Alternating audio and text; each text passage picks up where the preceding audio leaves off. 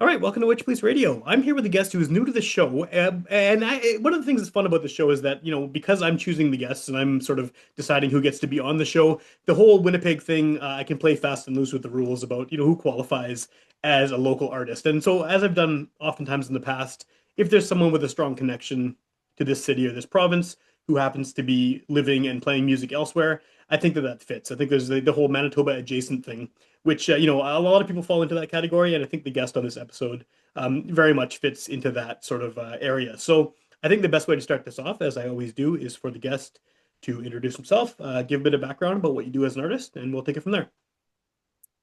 Yeah, thanks for having me, Sam. My name is Kevin MKAI. I grew up in Winnipeg in St. Boniface. That's where I cut my teeth musically and played in a bunch of different outfits there, all sorts of different styles of music, and graduated high school and made my way to Toronto to pursue music here. And so, this is a terrible way to start an interview because everyone hates this question, but what is the best way to define the type of music you play? Because I mean, I was listening to it before we did this conversation, and I have some ideas, but we're in an era now where everything has so many subgenres of subgenres and offshoots and this and that. No one has like a distinct way to sort of define music the way we used to, right? Everything has got its own weird little unique idiosyncrasies. So what do you call it? I mean, if someone hears that you're a musician and they want to know sort of the basics about what you do, how do you define that? Well, it's been called everything from shoegaze to atmospheric to dream pop. Basically, I write the songs on the acoustic guitar and then I realize them in the studio, adding tons of textures of guitar layers, keyboards, Yeah. and realize them that way. So it's a very atmospheric kind of shoegaze roots, but very melodic kind of pop songs as well. Okay, okay, and that makes sense. As a listener to your stuff, or like I said earlier, and when we first started talking about this, that does fit. I mean, the pop thing for sure, but yeah, that sort of atmospheric vibe is definitely present there. You mentioned right off the top that you had played in a number of projects here in Winnipeg. When you were younger, when you were coming up, where might people recognize you from? I'm assuming the most listeners here are from Winnipeg. It tends to be the case because of the subject matter. So, where might people know your name or know you're playing? Well, I grew up I went to school in St. Boniface. So my first musical experiences were at the French Cultural Center in St. Boniface. So there I played everything from French pop music to jazz to classical music. Started playing my first original music there. And then from there, it kind of grew into the downtown the Spectrum at the time, the West End Cultural Center, Yeah. the Royal Albert, those kind of places. Doing more of back then it would have been the grunge scene. So dipping my toe into that. And yeah, so I played with all sorts of Winnipeg artists. Initially when I was a kid, I was in high school and there were people would probably know Gilles Fournier and a woman called Michelle Grégoire who suggested that I play with a local singer called Cecile Brown, downtown Cecile Brown. And that was my first kind of professional experience of playing in the bars and that with adults. Yeah. And yeah, that kind of got the ball rolling. Cool. And then how long have you been in Toronto now? Well, I moved here in 95. I left Winnipeg. Um, and I went up I was here for quite a few years, a few decades.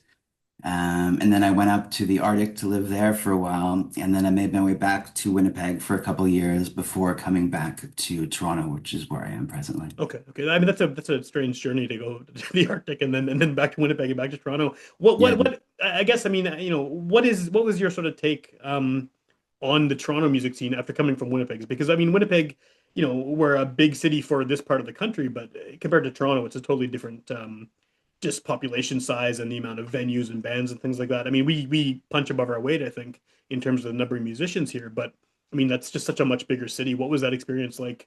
You dipping your toes into that music scene? Yeah. Well, first of all, I've always said Winnipeg is a great place to be from. The music scene that I experienced until the age of 18 Yeah, set me up for, the world stage, if you will. It was incredible growing up in Winnipeg.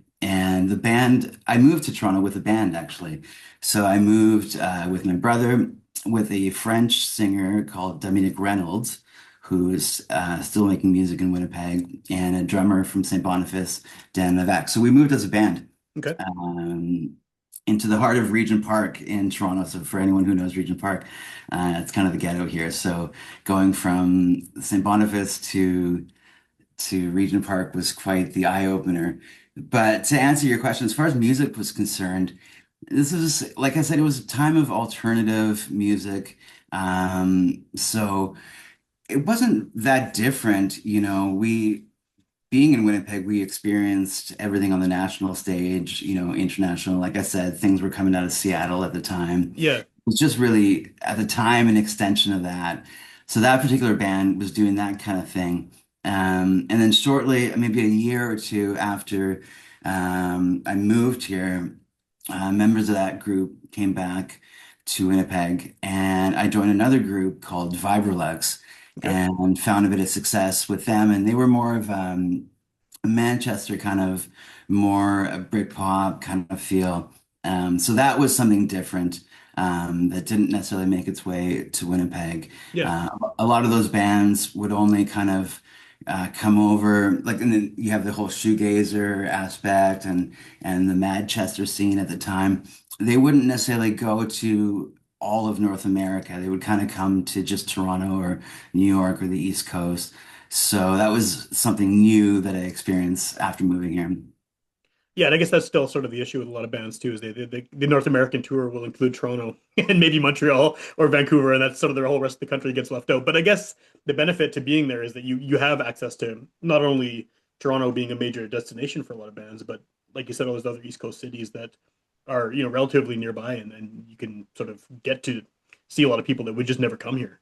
Yeah, and seeing bands early as well, like in the clubs. Yeah, Like I remember seeing Interpol at the Horseshoe, one of cool. I don't know if it was their first Toronto um show or what, but a lot of bands like that when they come over for the first time, and no one really knows them, we have the luxury of discovering them for the first time. Yeah, yeah, that would be cool. I mean, it happens here to a certain extent, but not anywhere near, obviously, the same as out there. So what, I mean, I know this is we're kind of compressing a lot of time here, in terms of like the longer timeline. But when did you end up doing what you're doing now, as far as the solo project, which is like you said at the beginning, very shoegaze influenced and this atmospheric kind of vibe, but with also those pop elements.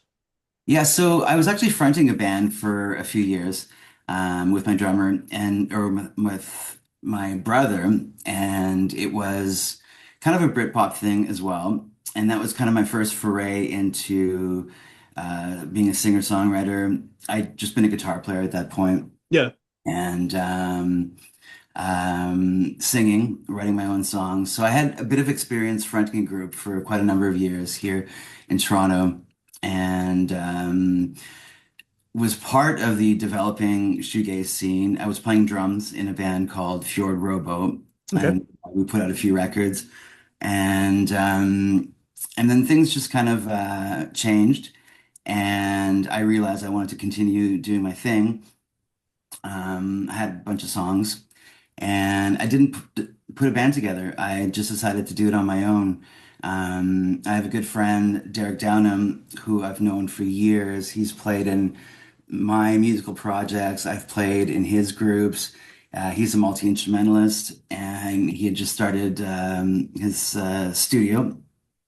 And I had the opportunity, this is right after COVID, or maybe during COVID, to start getting some songs together. So he and cool. I just put our heads together and realized this project. Cool, cool. And I mean, the timing on when we're doing this interview now is because you have a single that recently Yeah. came out, and obviously we can talk about that in a minute in more detail. But what I mean, have you released some records solo now? Like, is this now that you said COVID was kind of the period when this got really started in earnest? Have you been putting out a lot of music, or is this sort of just now coming to fruition? This is the first one. And well, this is the first one for just me. Yeah, yeah, And like I said, so Derek, my producer, and I share the duties of the instruments and all that. I started releasing music in the spring. I had a bit of a hiccup. I don't know if I should get into this or not, but It's up to you. I had my music pulled from all the streaming sites. There's a Scottish DJ by the same name as me who sent a cease and desist that we didn't really take seriously because we didn't think that was a thing because it's my Yeah. name. And this is my first solo endeavor, but I've been on records playing different instruments for decades now with my name. Um, and anyway, he succeeded in having the music pulled, hence the different spelling of my last name. So we had to kind of start over. We were just getting some momentum in the spring and then had a couple singles out, and that happened, and we had to kind of regroup. And this is what we came up with. So now we're up and running. So everything's fine now, but it was just a bit of a hiccup. That's such a crazy thing to happen too, because you hear about that happening with band names, but this is like your actual birth name, right? I mean, it's Yeah, bizarre that, but I mean, I guess if his name's the same, that would sort of make sense. But yeah, I don't think, not like, really. have you listened to his music? Like, is there any chance anyone would mistake it for yours? He's a DJ. He's not a musician. He's a DJ. Right, right. And I have total respect for DJs. But to do a cease and desist on a singer-songwriter, multi-instrumentalist as opposed to someone who's a DJ, it's clearly a different Yeah. medium, but it is what it is. So you've changed the spelling, which is almost more like in line with the pronunciation of your last name. Yeah, yeah, pretty much. And obviously, getting the songs pulled is going to be, like you said, a hiccup. But have you had to do like what else have you had to do to sort of reintroduce yourself? I mean, people obviously who know you and know your music and have seen your past bands and all of that, they know who you are. They're probably not too phased by the name change. But I mean, you obviously started building some momentum, and then this kind of sucked the air out of the room. Uh, Yeah. what was it just a matter of re-uploading the songs under the new name, or did you have to do a lot more sort of getting the word out about the fact that you were you under this new spelling? Well, it's all pretty grassroots. It's been grassroots. I don't have a label Yeah, supporting yeah, me, so it's totally independent. So I just started doing it on my own, basically on social media. And it's one of those things, people accept it pretty quickly. Um, I'm obviously proud of my name. And I would have loved to have kept my real name, but it's fine. I'm over it now. The important thing for me is I just want to get the music out. yeah. And, the whole thing with releasing music is I just want people to hear it and in hopes that a few people like it. Yeah. You know, that's it. It's that simple. There's no huge goal other than that. I just hopefully, a few people like it enough to listen to it again and it resonates with them. Well, I guess the natural question after that is what has the reception been so far? I mean, you've been sort of newly doing this again, under this name. I mean, regardless of the name thing, what's the response been to your music? Because as you've sort of described here, most of your past experience was in bands. You were the guitar player. You were playing drums. You were not necessarily sort of the focal point of this, right? Now you're doing the singer songwriter thing. What kind of response have you had from listeners? It's been very positive, thankfully. Yeah. Yeah, no, people have resonated with a lot of different songs. It feels like it's been a long time coming. Kind of things have been building towards this. I'm in a position now where, I've worn a lot of different hats over the years, and when I do something, I take it seriously. So mostly I was diving into being a guitar player, so studying, playing all the different types of music, taking that really seriously. For a while, it was drumming, Yeah, and I really dove into that. And the latest thing is just songwriting. That's my main thing, is how to be a better songwriter. And I should say I've been writing songs for years with a good friend of mine, a poet here in Toronto, named Terry O'Flaherty, okay. who we write the lyrics together. And so I've been going to his poetry night for years and years now. So that's been a great vehicle for introducing new songs. It's once a month, so I'm always pushing myself to at least come up with one new song. They've been gracious enough to allow me to sing songs. It's all poets, Yeah, yeah, yeah. but it's been great. So yeah. To answer your question in a roundabout way, it's been a very good reaction, and yeah, I'm very happy. I'm very happy with the way the record sounds. Like I said, the producer Derek Downham did a great job. Everything is sitting where we wanted it to. So yeah, Cool. I'm very happy. One of the things about this show is, I talked to a pretty wide range of artists of different genres and different sort of levels of success and different ages and everything. And it seems like that in 2025, the way people release music is completely different from person to person. Someone will put out physical records, and some people will just do streaming. Some people do Bandcamp only. I mean, there's so many different options now. There's not sort of like a unified way to put music out. So, what has your experience been sort of because you have been in bands that have put out records before, and now we're in this weird streaming era and stuff, and I know your single is out on various platforms right now. What has that experience been for you of just sort of the way that music is not only consumed but released into the world? Like, I mean, it's sort of a different mentality than it would have been even 15 years ago. Yeah, I mean, at first it was very strange when I released the first single, it was like that's it. Like there's no hard copy. Yeah, I mean, that's it. I'd love to have vinyl, and hopefully that's in the works, but I don't have it right now. But as far as accessibility is concerned, it's wild. I've met people on the subway here, and we get to chatting, and within seconds, they're listening to my music. yeah, I was in an Uber last week, and I got chatting with the driver, and again within a minute he pulled me up and he's listening to that kind of accessibility just is just so new. It's amazing. The only drag is to have not as many people listen to it on either proper speakers or headphones. A lot of people do just listen on the phones. for And sure. when you spend a lot of time mixing and mastering and you know you're you're panning parts here and there and things are coming in and out, it's not ideal, but here we are. Yeah. Well, that's interesting too, because I mean, you're playing a style of music too that I mean, when you're doing atmospheric stuff and then that kind of rewards that sort of listening, right? Where people are hearing what you've done, what's been done on the production side as well as the performance side.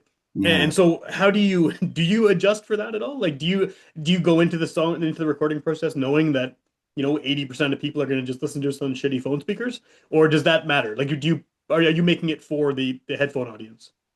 Um, well, that comes in the mastering process, which we had somebody do that, Okay, and she was amazing. She works at a Lacquer Channel, Mariana, and I think they take that into account. it must, yeah, yeah. Yeah, and I think we did that also in the mixing process. It's just making sure that the vocals, pop out. It is kind of in the shoegazer style, but when we first started mixing it, we realized we didn't want to bury the vocals too much, like they often do in that Sure. style. Although I love buried vocals, but there's a bit more to be said. It's funny because you get a mix and you send it to your friends and all. And I mean, the majority of my friends are musicians and that, and I sent it to my parents, Yeah. and my mom responded, "I can't understand the lyrics." So my friend Derek, who did the record with me, sent me a mix, and he in the email subject matter it said "mom mix." And he boosted the vocals, and it was like, yeah, we realized that, it worked better if you could hear and understand the words. Yeah, yeah, for sure. That's pretty funny actually. So I guess like what's the plan going forward with this project? I mean, like you've said, this is an independent thing. It's very DIY. It sounds like the two of you are pretty like heavily involved in all aspects of making this. What do you hope to achieve with this? I mean, are you cool with sort of where you are at the moment, where you're able to release this online? Like you said, people are hearing it in Ubers and on the subway, and they can access it really easily. Or do you hope for something sort of larger to come out of this as a solo artist now? Well, I mean, yeah, reaching as many people as possible is the goal, you know. So whether that comes with placement in television, film, things like that, Yeah, that's always a nice route to take. So that's something that we're exploring as well. Um, yeah, you know, it's funny because I haven't put a band together, and I play live with yeah, other projects and things. Um, I've got a friend of mine that I'm playing guitar in his band. That's a live thing. So I get those kicks out. I do play acoustic shows with this stuff, so it's kind of full circle.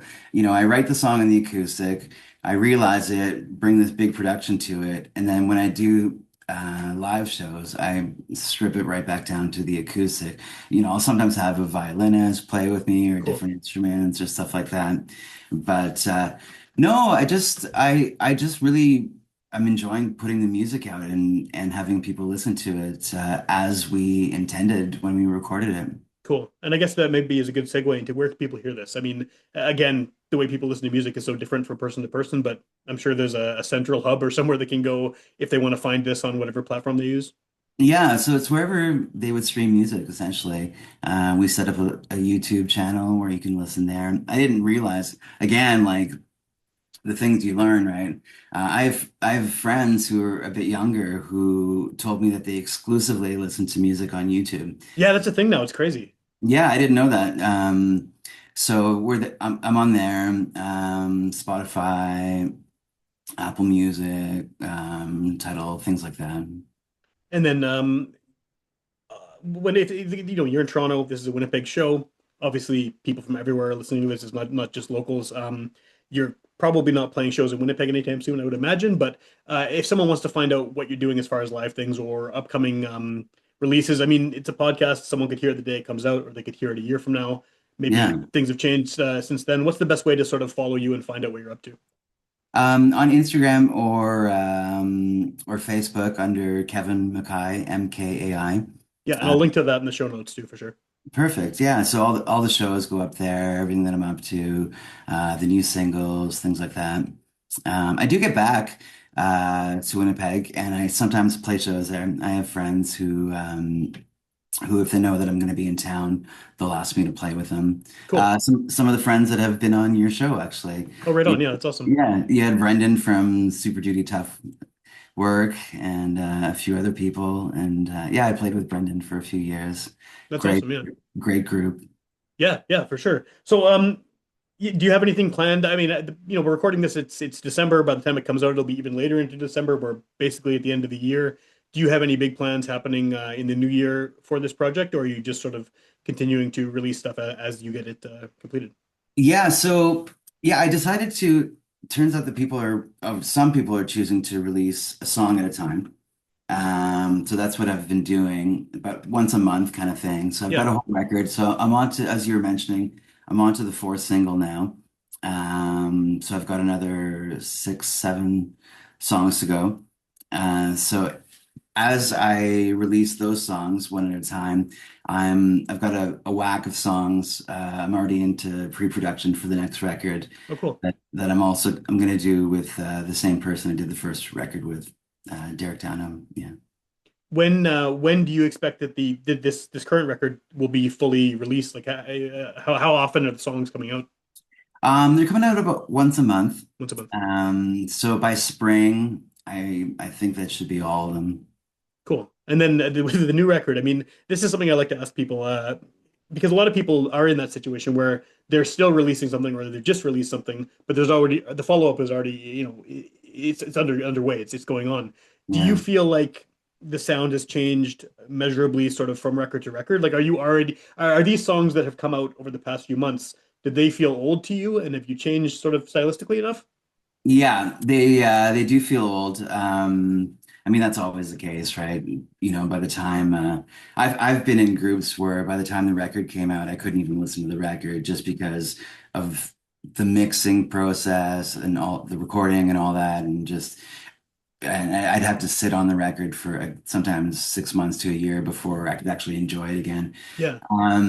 But yeah, I learned some things on this record, things that I liked, things that not that I disliked, but other directions that I like to go in. So the next record will definitely be a step in a similar direction, but I think it's going to be stronger. Like I learned what I really liked about the last record, and I think we're just going to amplify that and improve upon that.